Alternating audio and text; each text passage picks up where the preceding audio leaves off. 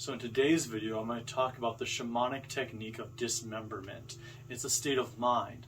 It's also something that certain monks go through as well, and they'll stay in it for years, where there's a dismemberment within the soul, within the body.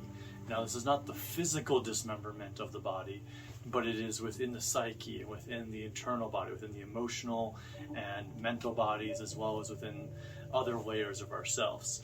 And so the way this works is you enter into a very deep meditation or into a drum journey, and you actually experience yourself being dismembered.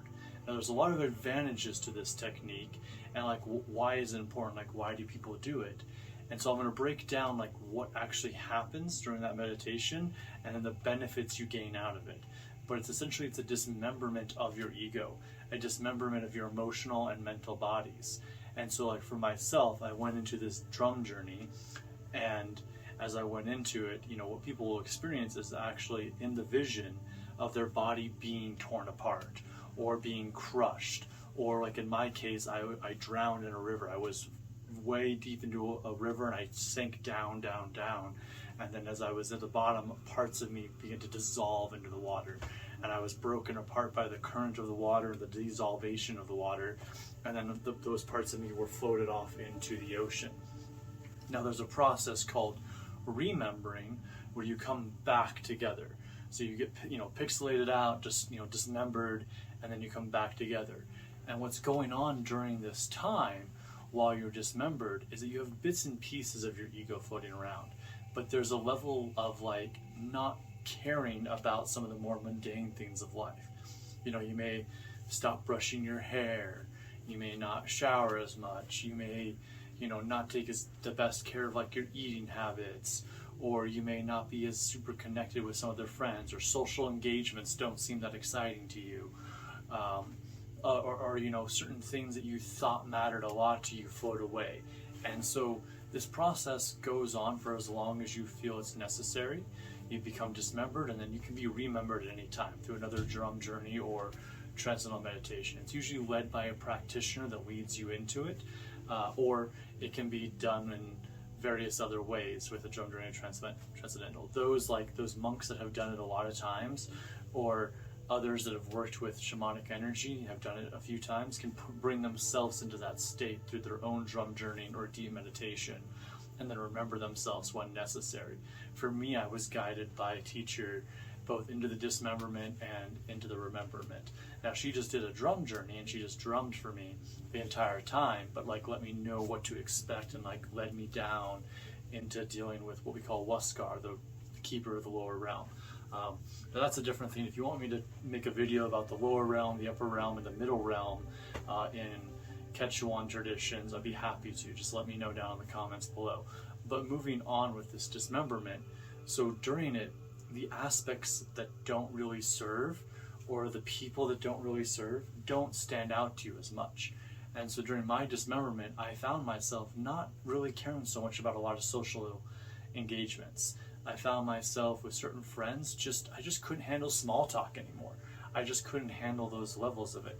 Even with my own parents and siblings, I would find myself extremely bored really fast, or trying to take a conversation to a deeper level if we were just talking about surface level things, or if we were talking about some cousin that I've never met, or so forth. Or someone's like, yeah, so Jilly at my work, Jilly, that's not even a real name, but I'm gonna go with it.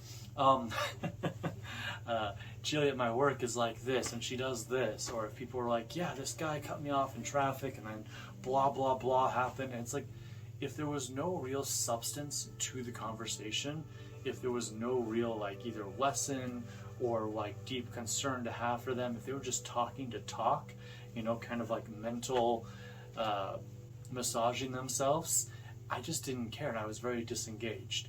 And similar, there's just things that didn't matter. And so what I learned during this, the three main things I learned from this process, are that certain aspects and people that don't serve became very obvious during this time.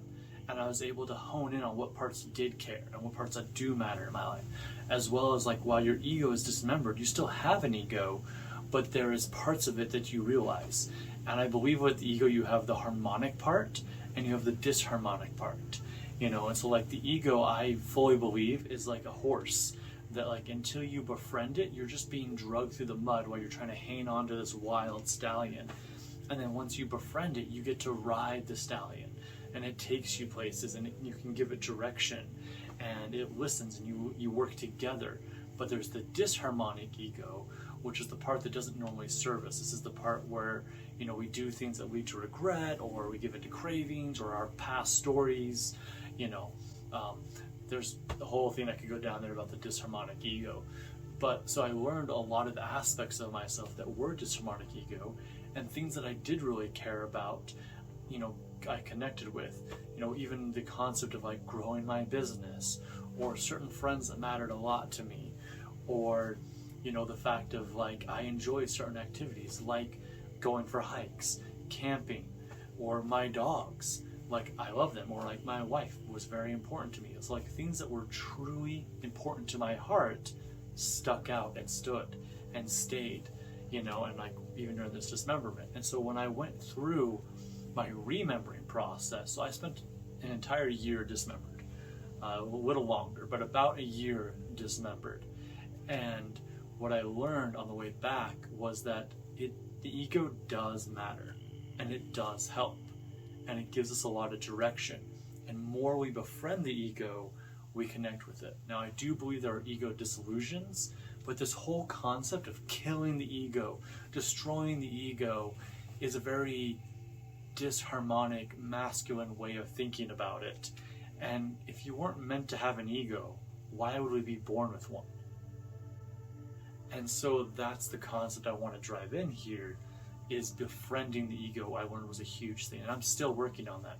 And there are still aspects of my disharmonic ego that show up, you know, or the inner critic, the judge, that voice that attacks, or the voice that like judges other people. Like that's all disharmonic ego attached to some stories and beliefs that don't serve. And I still work through those, but I'm learning what parts of my ego I am befriending, and we're guiding this horse to take me in directions that truly matter, and to take great leaps of faith.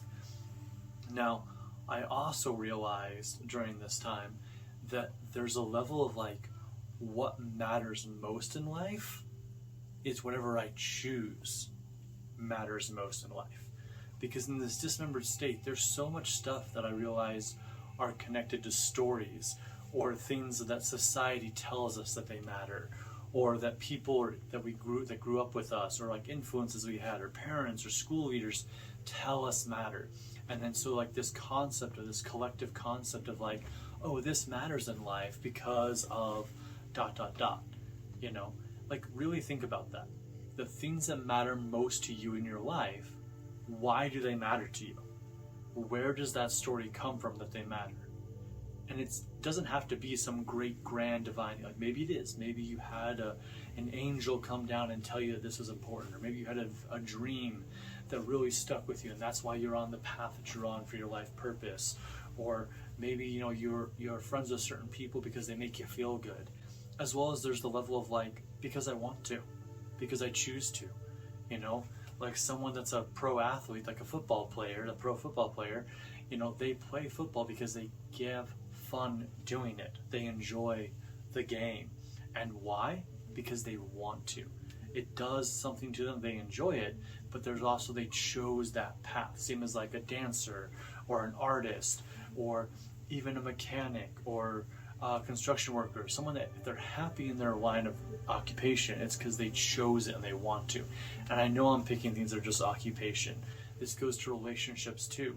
The people that were in our life, the friends we have, the relationships we have that are romantic, even the relationships we have with parents or siblings or acquaintances or co-workers, the ones that are important to us.